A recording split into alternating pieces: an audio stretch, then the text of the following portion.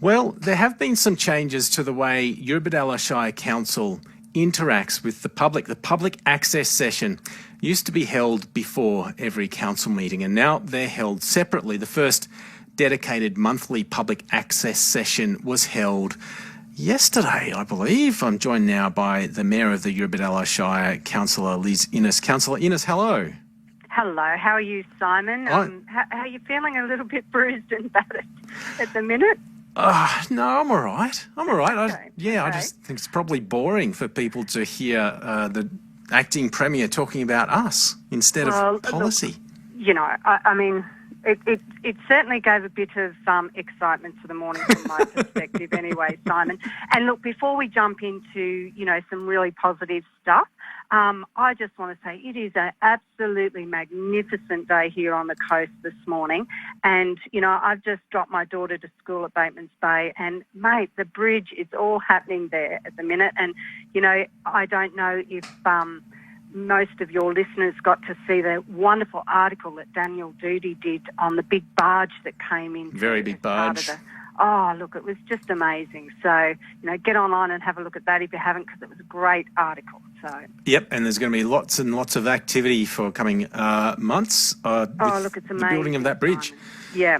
Now, those new council public access sessions are starting from this month. How's it going?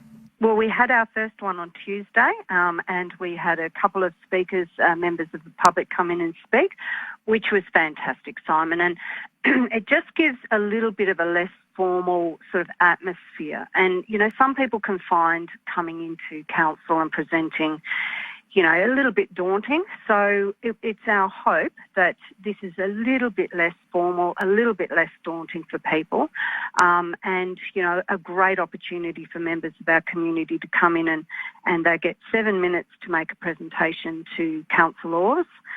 Then councillors can ask them any questions, and then they will get a formal response to their presentation. And I know some people were worried that, their public comments wouldn't be, as held as highly or taken as seriously if it wasn't part of the regular meetings. Are the comments treated in the same way? Oh, look, absolutely, Simon. And, every time somebody comes and speaks at public forum, councillors, we listen, we take notes, we take care, we go away. In that forum, though, we haven't got the opportunity to ask questions of our executive leadership, so our council administration staff. So we take notes and we go and ask further questions of them afterwards. So, and then, the public speakers get the opportunity to get a formal response from us. So I think, and the other really good thing is that they present they give us their presentation prior to it. So councillors have an idea of some of the issues that they're going to raise, so we can, ask more informed questions.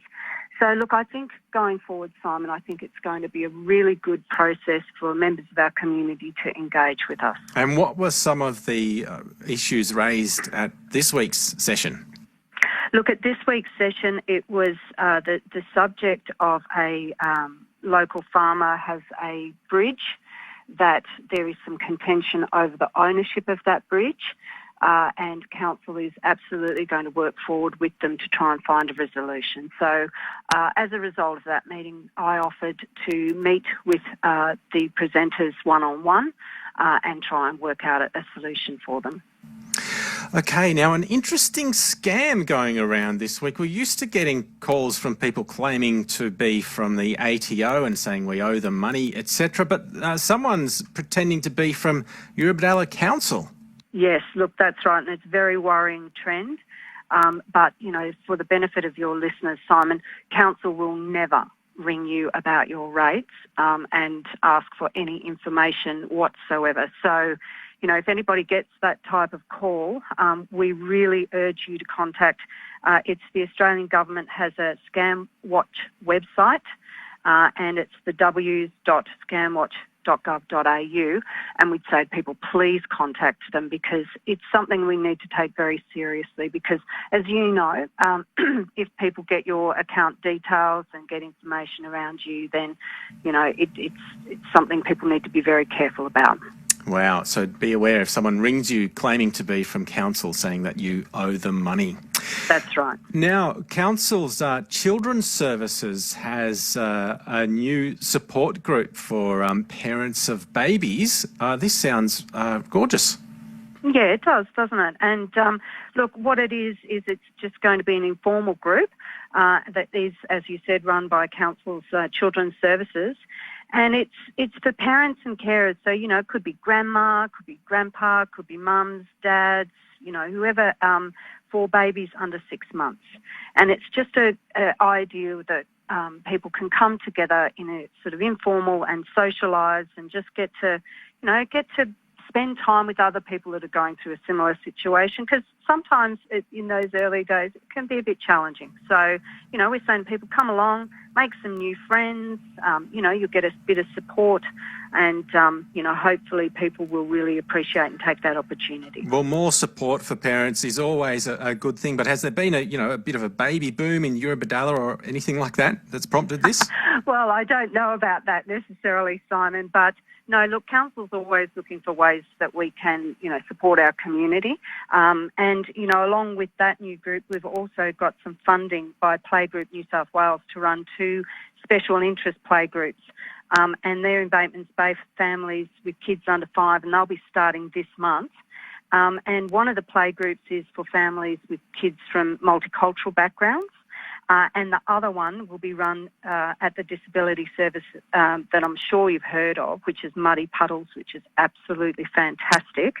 And that will be to provide support for families that, might have some concerns about their children's development. So there's another 2 really great playgroups and opportunities for us to support, people that might need just that little bit of extra help and care in our community.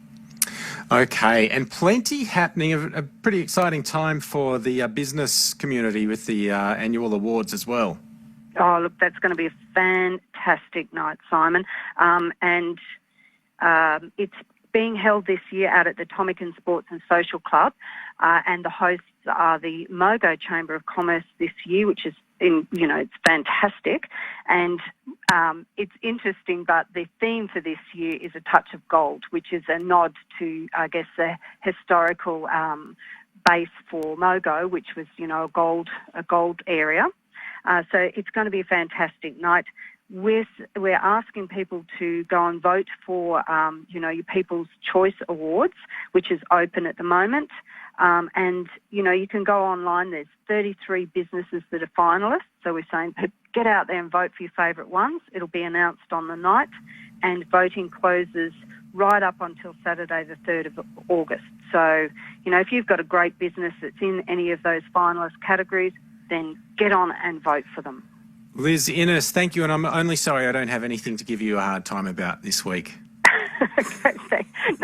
Thank you, Simon. I appreciate that. But it certainly was added a little bit of interest to the start of the morning. So you have a great day, and thank you for all the work that you do, Simon. Thank you, Councillor Liz Innes, Eurobodalla Shire Mayor there.